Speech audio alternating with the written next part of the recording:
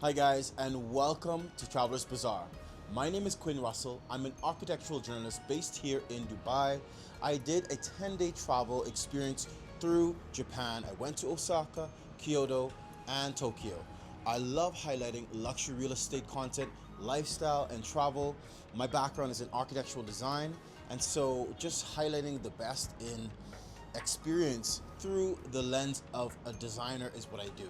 So this is the fourth installment of my trip where I highlight Kyoto and Nara. So let's get into this episode. If you haven't watched the first two, which highlight Osaka, check those two episodes out. And I'm going to continue with more content of my time in Japan, plus a bonus trip in Seoul, South Korea. So let's get into this episode now, guys. Thank you for watching. Final morning at Almost 7 Osaka by Hoshino Resorts. The room gives a wide, peaceful view of the city one last time. Down in the lobby, you can spot Abeno Hurakas, the tallest building in Japan, rising in the distance. Before heading to Kyoto, I used Japan's amazing Takyubin service. It lets you send your luggage ahead to the next hotel so you can travel light. Most hotels offer it, and it's fast, affordable, and incredibly convenient. Now off to Kyoto. I stay in Osaka, checking out at the Omo Hotel and on the way to Kyoto. Yes. It's been an amazing experience here. I'll show you guys what Kyoto has to offer. So many temples and nature, forests. Yeah. It's been an amazing time so far. Leaving Almost 7 Osaka, cruising through the city's grid of low-rise buildings almost like something out of SimCity. As we pass Abeno Hurakas, just a quick correction, it was once Japan's tallest building but no longer holds that title. We'll see the current tallest when we get to Tokyo, so stay tuned. We're headed now to Shin Osaka Station, which is just a bit outside the city center and serves as the hub for the Shinkansen, Japan's legendary bullet train system. If you're planning a trip, note that most Shinkansen lines don't depart from regular city stations. They usually have their own dedicated stops. Before boarding, just a quick stop at 7-Eleven, a must in Japan. It's a tradition for me. Whether it's rice balls, cold brew, or crispy fried chicken, the food here is way beyond what you'd expect from a convenience store. And I had to grab a few 551 Horai Butoman steamed pork buns that are an Osaka specialty. Inspired by Chinese bao, but made uniquely Japanese, they're warm, juicy, and iconic in the Kansai region.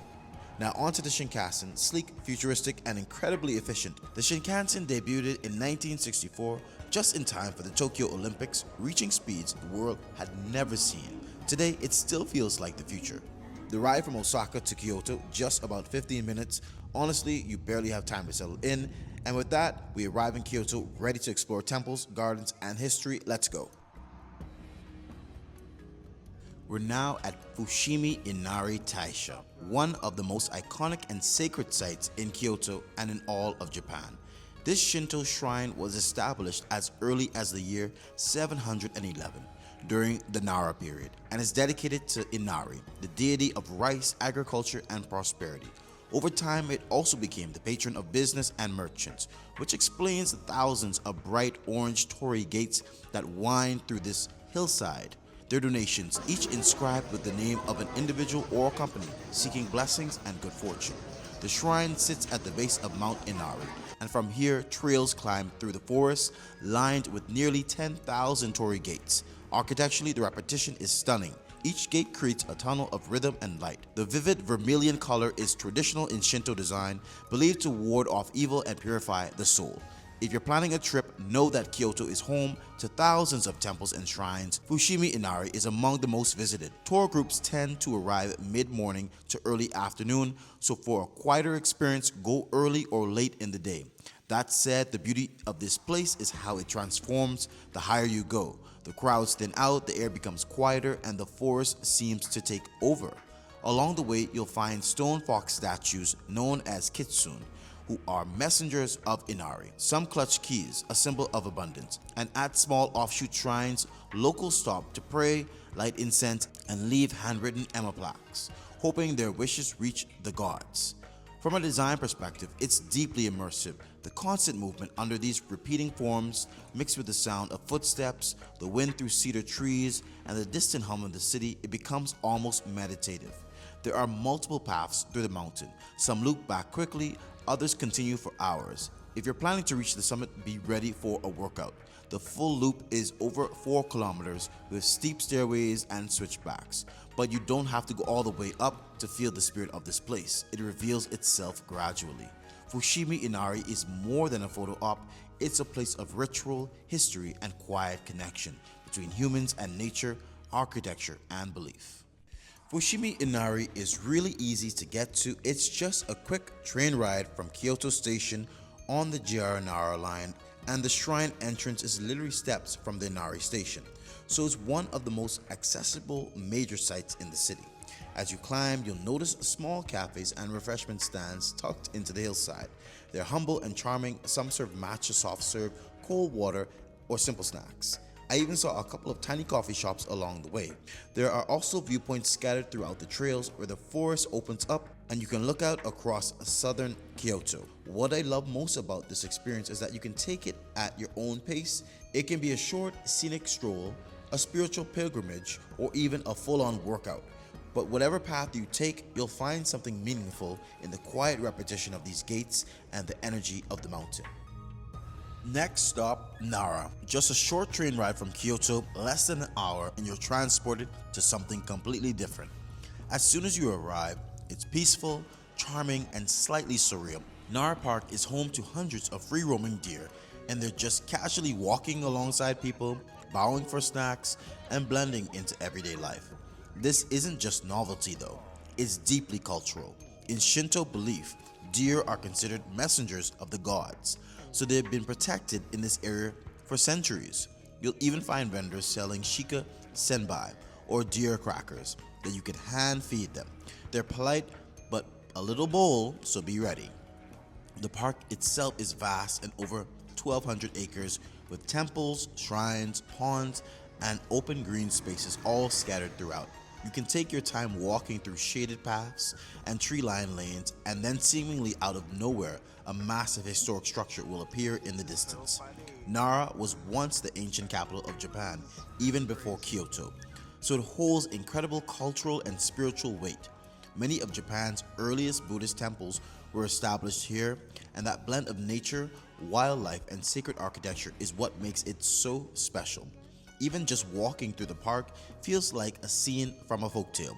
It's quiet but alive, historic but present, and it's one of those places where Japan's sense of balance between the natural world and the spiritual really comes to life. You leave the deer park and follow the path deeper into Nara Park. You begin to notice the shift. The sound softens, the trees open up, and then suddenly, through the trees, you see it. This massive wooden structure rising ahead of you. This is Nandemon Gate, the Great South Gate, the first of 3 monumental structures that make up the approach to Todai-ji Temple. Built in the 12th century during the Kamakura period, this gate is entirely made of wood, held together by interlocking beams and joinery with no nails, just ancient engineering and precision. Inside, flanking the entrance, are 2 colossal wooden structures, the Neo-Guardians, fierce protectors of the temple. Carved from cypress in 1203, they're over 8 meters tall and incredibly lifelike, capturing power and movement in a way that feels alive even centuries later. You pass through and the scale continues to keep growing.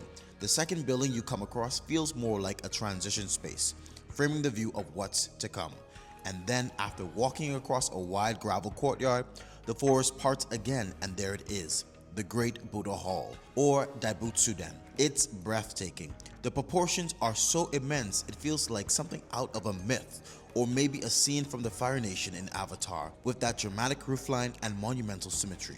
This is, in fact, one of the largest wooden buildings in the world, and it houses the Great Buddha of Nara, a seated bronze statue over 15 meters tall. Cast in the 8th century, the original hall was even bigger, but after fires and reconstruction, the current building, dating from the early 1700s, still dominates the landscape. The Great Buddha Hall is known as Vairocana, a cosmic Buddha representing the essence of the universe itself. He's flanked by towering bodhisattvas and divine guardians that reach almost to the rafters. These figures, some of them warriors, some spiritual protectors, are as impressive as the Buddha himself. Carved in rich detail with expressions that seem to hold centuries of quiet watchfulness. It's more than architecture, it's sacred space.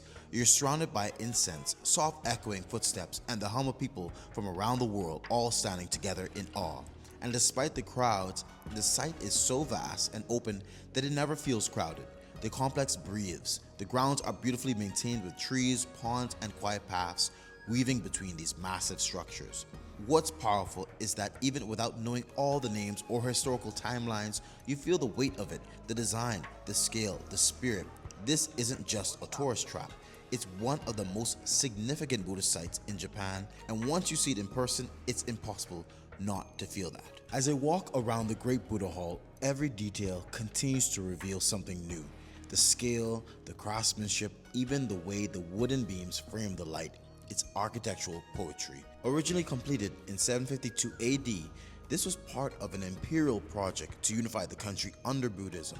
At one point, it consumed nearly half of Japan's annual bronze production, a staggering feat for any civilization. Nara was once the capital of Japan and is filled with ancient wonders like this, and the fact that it's just under an hour from Kyoto makes it one of the most worthwhile day trips you can take. Before leaving, I turn back for one last look at Daibutsuden Gate, now glowing in the afternoon light. Then one final moment with the deer, still bowing, still curious. It's hard to leave a place like this. The sheer presence of it, the history, the beauty, the spirit, it stays with you long after you are gone. Nara is incredible, and I highly recommend that you check it out during your time in Japan. And that wraps up day 4 of my 10-day Japan series, Osaka, Kyoto, and Tokyo. Watch the full series to plan your trip, and don't forget to like, share, and subscribe to Travelers Bazaar on YouTube and on Instagram. See you in the next episode. Thanks, guys.